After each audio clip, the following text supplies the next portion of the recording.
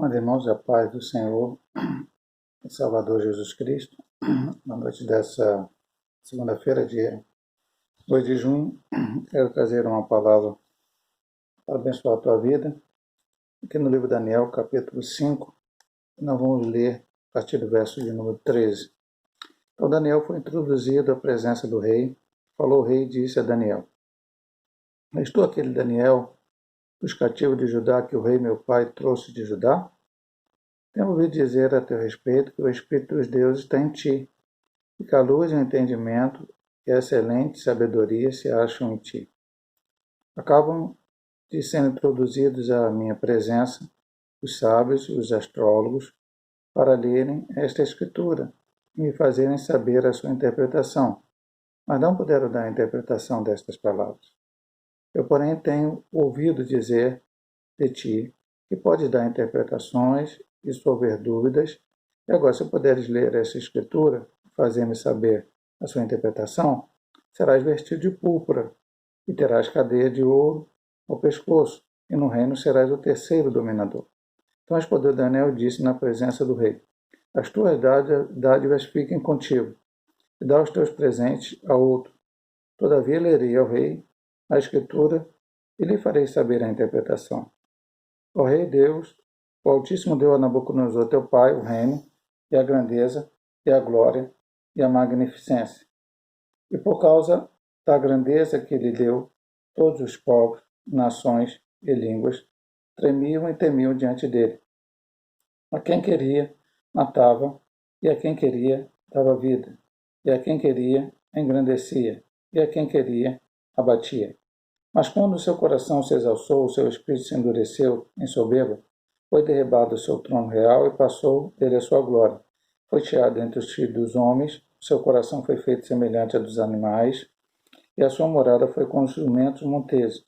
Fizeram comer erva como os bois, e pelo orvalho do céu foi molhado o seu corpo até que conheceu que Deus, o Altíssimo, tem domínio sobre o reino dos homens, a quem quer constitui sobre eles.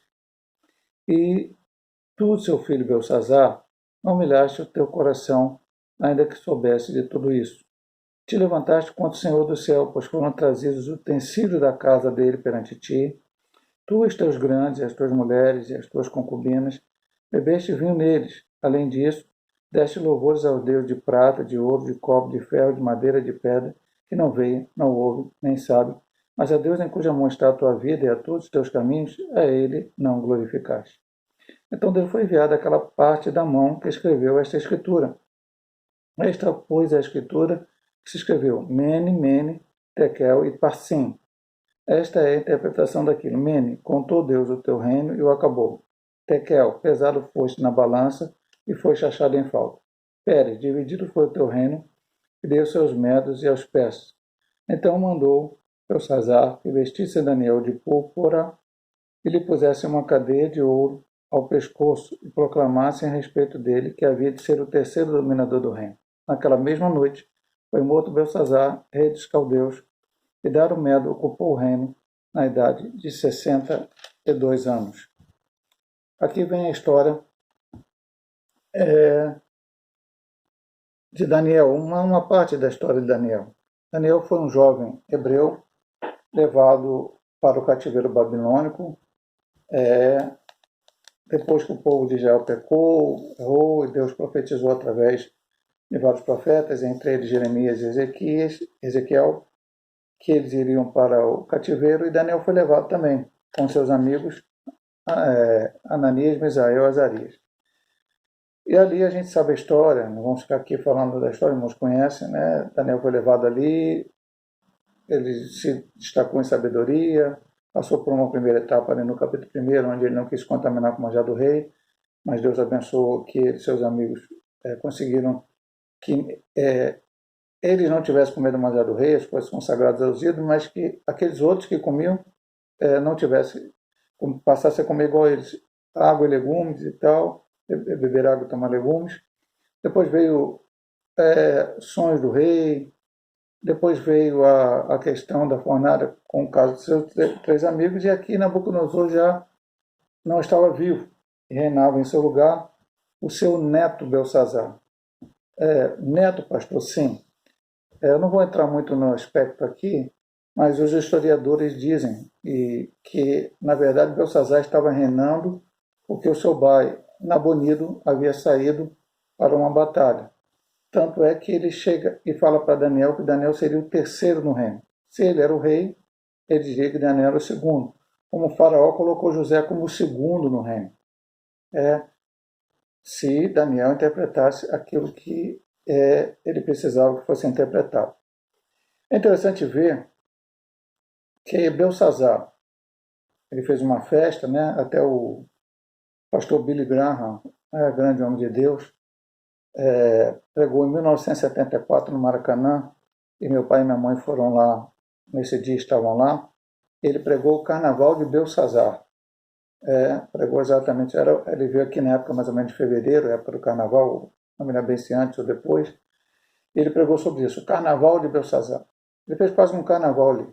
Belsazar era rei, não estava reinando naquele momento, fez uma grande festa, chamou mulher, chamou concubina, chamou os seus amigos, adorou seus deuses todos ali que ele tinha, e ainda pegou os utensílios do templo de Jerusalém, que Nabucodonosor tinha levado para a Babilônia, e utilizou ali naquela festa. De repente, apareceu uma mão, apenas uma mão, na parede, com as palavras que acabam de ser lidas aqui, né? Mene, mene, tekel, upharsin. Ele chamou todos os magos, e os magos vieram, todo mundo, e ninguém sabia interpretar que palavra era aquela. Aí diz que aqui é a sua mãe, e aí não sabe exatamente se era sua mãe ou sua avó, a esposa de Nabucodonosor, a avó dele, falou, olha só, tem alguém que lá, quando teu pai Nabucodonosor, pastor, mas chamou de pai, é porque naquele tempo era normal, os grandes homens, até nas outras gerações, né, para os seus netos e tal, ser chamado de pai. Então, seu pai Nabucodonosor teve sonhos, ele interpretou, então chamaram Daniel. E esse preâmbulo aqui, meu amado irmão, veja o que acontece. Ele chama Daniel e fala que Daniel ouvi dizer a teu respeito que o Espírito dos deuses, aí já começa a interpretação errada, né? Espírito dos deuses. Sobre Daniel não estava espírito de deuses nenhum, mas estava o Espírito do Deus vivo e verdadeiro que ele servia, clamava e adorava. Está em ti, dá entendimento, tem excelente sabedoria, acha em ti. E diz para ele, ó, todos os sábios astrólogos foram introduzidos, mas ninguém conseguiu interpretar. Agora, tem ouvido, ele falou de novo, que tu pode dar interpretações, sobre dúvida, enfim, tu vai poder ler isso aí, e se tu ler, eu vou te vestir de púrpura, dar uma cadeia de ouro, e tu serás o terceiro no reino. As coisas de Deus não podem ser compradas, meu amado irmão. O Espírito de Deus sobre a vida da pessoa não pode ser comprado. Nós vamos ver lá na frente quando Filipe vai pregar, e aquele homem que enganava as pessoas lá em Samaria, quando Pedro e João vêm e ora por eles, e as pessoas são batizadas com o Espírito Santo, ele pede, ele oferece, né, diz que queria oferecer dinheiro a Pedro e João para que pudessem dar ele mesmo poder de colocar a mão sobre as pessoas e as pessoas serem batizadas com o Espírito Santo, e isso não existe. O poder de Deus, as coisas de Deus não se compram, nem mesmo as revelações de Deus. Ora, pastor, mas eu não dou oferta na igreja, dou dízimo na igreja. Não, meu irmão. Você não dá oferta e dízimo para que Deus esteja à tua disposição para dizer para você, através de profecia, de revelações ou de outra coisa qualquer, o que você deve fazer ou não na sua vida. Você dá sua oferta e essa gratidão por tudo que Deus já fez na tua vida, que é a tua salvação. Você aceitou a Cristo, e Ele salvou a tua vida, teu nome está escrito no livro da vida. Se você permanecer fiel até o fim, essa salvação está garantida. Então você é grato a Ele, e oferta, dízimos, oferta, devolve a Deus o que Deus te deu. Não é o assunto principal daqui, mas apenas um toque aqui dentro da pregação. Mas Deus não vai falar comigo? Sim, meu amado irmão. Deus vai falar contigo, mas o principal assunto de Deus para a tua vida é te orientar para a tua caminhada aqui, para que você não se desvie, não saia da presença do Senhor. Ali, Deus queria falar com aquele rei, era uma mensagem forte, dura, referente ao seu pecado, ao seu erro. E Daniel diz a ele, ó, na presença de todo mundo. Tuas dádivas fiquem contigo, teus presentes da outro. Agora eu vou ler o rei, a escritura, e lhe darei a interpretação. Aí ele vai dar um exemplo para o rei sobre Nabucodonosor. Um pouco antes, quando Nabucodonosor era vivo, Nabucodonosor teve um sonho de uma grande árvore, os animais vinham se aninhar debaixo dessa árvore, de repente a árvore era cortada. E aí ele vai, conversa com Daniel e pergunta a Daniel que interpretação quer. Daniel diz para ele, para Nabucodonosor, o rei mais importante daqueles dias, nação mais importante, mais forte belicamente, e diz para ele, olha, essa grande árvore é tio Nabucodonosor, as nações têm vindo estar abaixo de ti, mas tu tem que mudar teu coração. Tu não pode se exaltar por isso. Foi Deus que deixou, permitiu que você estivesse nessa posição que hoje está. Porque senão vai acontecer contigo. E vai sair o teu entendimento, e tu vai comer palha com os bois, vai acontecer várias coisas. E a Bíblia diz que em determinado momento, ele olhando para a cidade, aquela bela cidade, talvez vendo o jardim suspenso da Babilônia, que hoje é uma das 7 maravilhas do mundo antigo, olhando para aquela coisa toda, disse, olha, Babilônia que eu construí e tal, estou parafraseando mais ou menos o que ele disse, e tal, entre aspas, né, sou inteligente, como de vez em quando as pessoas dizem aqui no Brasil, eu sou uma pessoa que se destaca, ele é o cara, né, já disseram até para ex-presidente do Brasil aí, e até pessoas de fora disseram, esse é o cara, e o cara hoje está um pouco complicado, mas não vamos entrar nesse aspecto. Então, no mesmo momento o entendimento saiu dele, e foi comer palha com boi, e passou 7 meses assim, 7 meses dessa forma, cresceu pelo, uma série de coisas aconteceram com Nabucodonosor, isso estava escrito, todo mundo sabia dessa história, o seu neto sabia dessa história. E depois de 7 meses voltou ao seu entendimento, e ele diz lá no capítulo 4, versículo 3, quão grandes são os teus sinais e quão poderosas as tuas maravilhas. O teu reino é reino sempre eterno, o teu domínio é de geração em geração. Ele falava isso do Deus Altíssimo, e volta ao seu entendimento, ele volta a governar, como havia dito na profecia de Daniel. Então Daniel aqui aproveita e fala para olha só, aconteceu isso com teu avô, ele é bem, e você não teve temor a isto. Amado irmão, precisamos aprender com as lições, às vezes das pessoas que estão ao nosso redor, as pessoas que a gente até conhece, que muitas vezes não querem fazer a vontade de Deus. Eu tenho que seguir os bons exemplos. Os maus exemplos eu tenho que deixar para lá e nunca imitá-los. Nunca posso entrar na minha vida, no meu pensamento e dizer, eu ajo desta maneira porque fulano age assim também. Eu faço desse jeito porque fulano tem esse comportamento. Não, meu irmão, meu comportamento, a minha ação, a minha atitude tem que ser pautada pela palavra de Deus. Pelos ensinamentos da palavra. Porventura, eu irei errar? Irei, todos nós iremos errar, porque estamos nesse corpo e somos seres humanos. Mas Deus quer que a gente se aproxime o máximo da sua palavra. E Daniel faz essa conversa com ele, conversa tudo com ele, e diz para ele, e tu, seu filho Belsazar, não humilhaste o teu coração ainda que soubesse tudo isso. Ele sabia. Ele sabia. E mesmo assim fez aquela festa, mesmo assim pegou os utensílios, mesmo assim chamou aquelas mulheres, mesmo assim ficou ali bebendo bebida. E ele diz demais, e te levantaste contra o Senhor do céu, pois foram trazidos os utensílios da casa dele perante ti. Tu, os teus grandes, e as tuas mulheres, e as tuas concubinas, bebeste vinho neles. Além disso, deste louvores ao Deus de prata, de ouro, de cobre, de ferro, de madeira, de pedra, que não vê, nem ouve, nem sabe. Ele diz para ele, louvando aí esses deuses babilônicos, porque, meu amado irmão, às vezes as pessoas começam a dar, aqueles reis tinham esse negócio. Eu me lembro, vou voltar só lá atrás, no tempo de Samuel, na verdade Samuel ainda muito pequeno, né, no tempo de Eli, que havia uma guerra contra os filisteus. Os filisteus estavam ali contra Israel, e Israel estava temendo tudo aquilo, os filhos de Eli agiam de forma errada, e levaram a arca do Senhor até o arraial dos israelitas. Os israelitas jubilaram, a terra tremeu, os filisteus ficaram preocupados, mas falaram, vamos lutar. E acabaram lutando, derrotando Israel, matando os filhos de Eli e levando a arca do concerto para o seu lugar.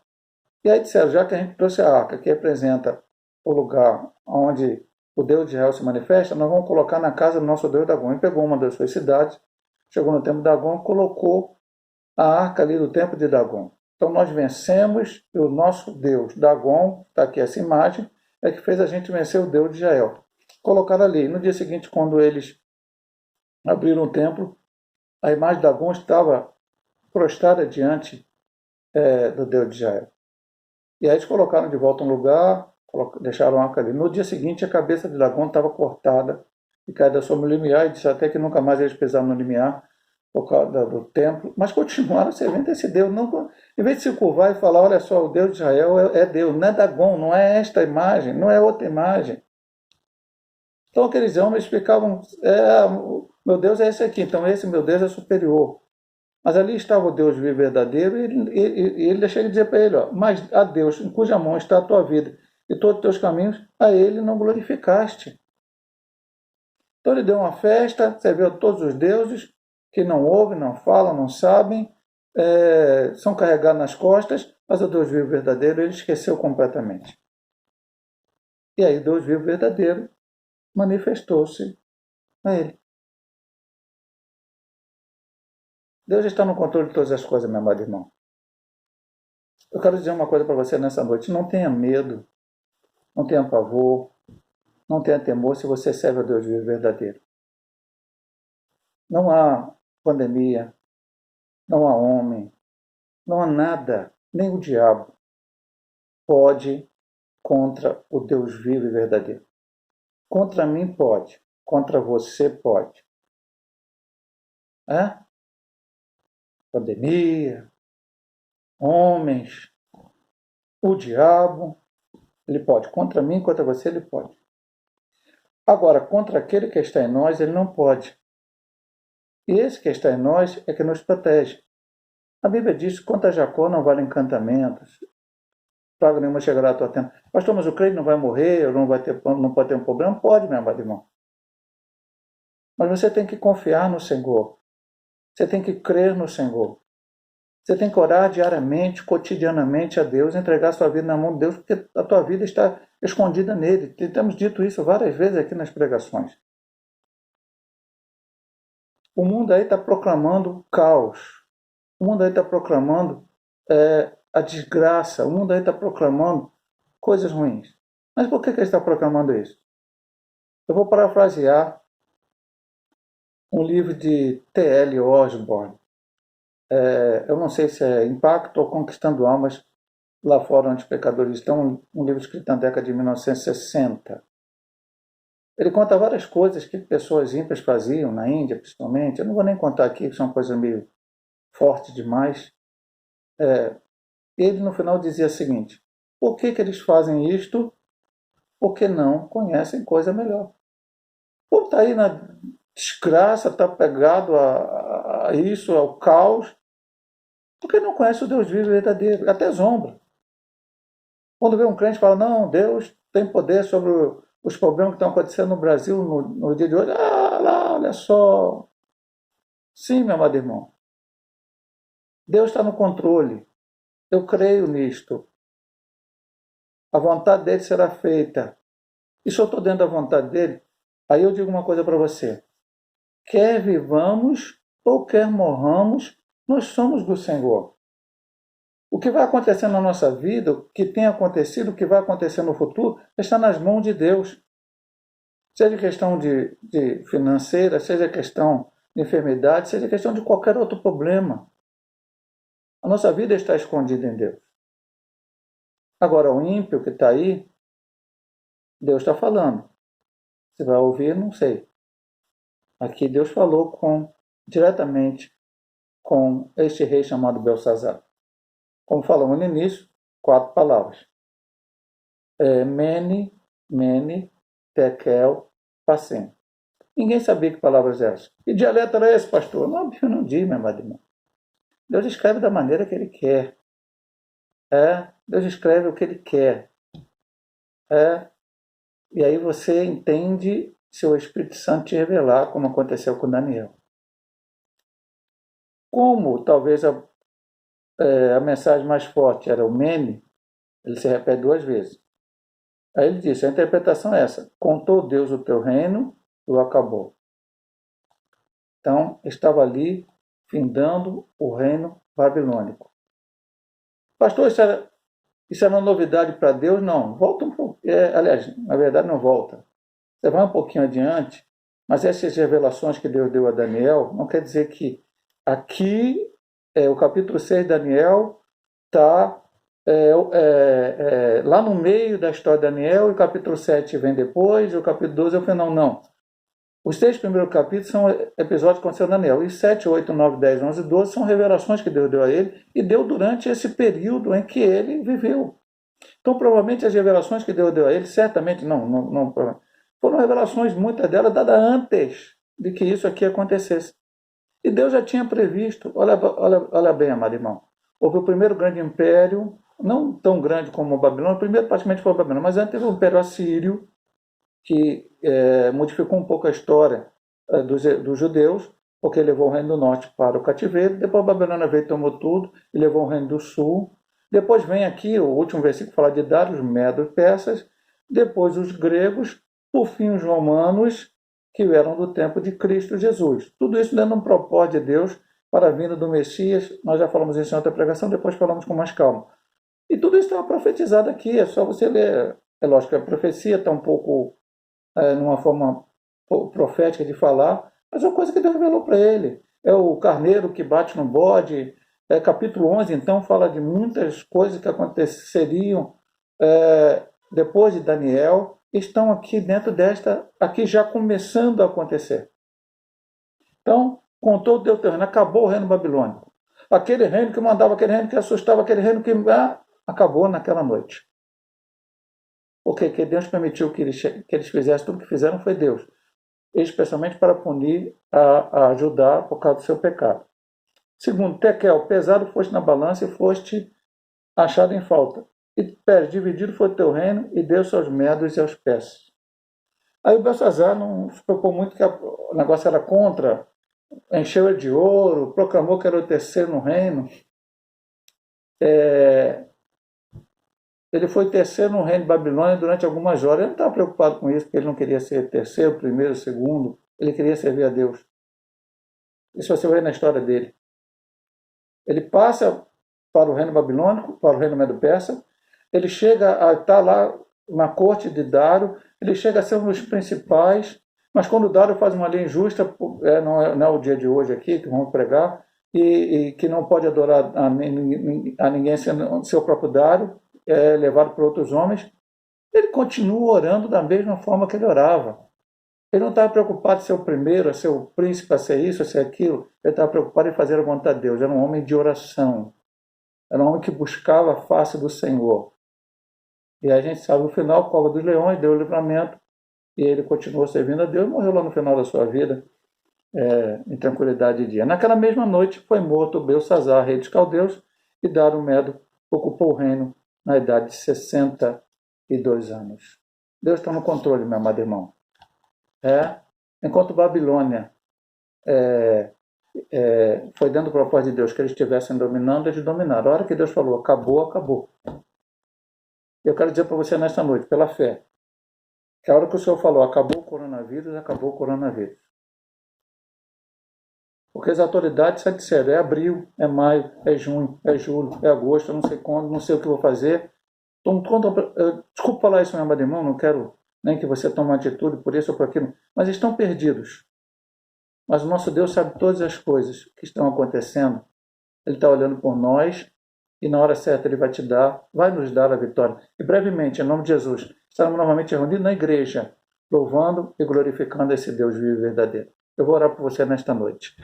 Obrigado, Pai amado, pela vida de Daniel, este grande homem de Deus. Grandes exemplos nos deixou, Pai, um homem que não estava preocupado em estar ali como principal, mas estava preocupado em fazer a tua vontade. Era um homem de oração, um homem de busca. Senhor Deus, o Senhor revelou para ele muitas coisas que aqueles reis precisavam ouvir. E ele falou, não importando o que acontecesse. E o Senhor usou ele para a glória do teu nome. E esses exemplos estão para nós hoje. Estamos vivendo momentos difíceis. O mundo diz que está complicado. O mundo diz que não há solução, mas nós olhamos para o autor e consumador da nossa fé e vemos a solução, vemos a vitória, vemos a bênção, Pai. Por isso a nossa vida está escondida em Ti, estamos esperando e confiantes em Ti, porque brevemente tudo isso vai passar. Nós estaremos novamente louvando Teu nome na Tua casa, juntos e reunidos para a glória do Senhor. Abençoa o Teu povo, aqueles que estão enfermos vai curando, os que estão com algum problema vai dando a vitória, nos guardando na Tua presença. Perdoa os nossos pecados, Pai, te pedimos em nome de Jesus. Amém. Deus possa te abençoar nesta noite, meu amado irmão, minha amada irmã, através desta palavra, em nome de Jesus.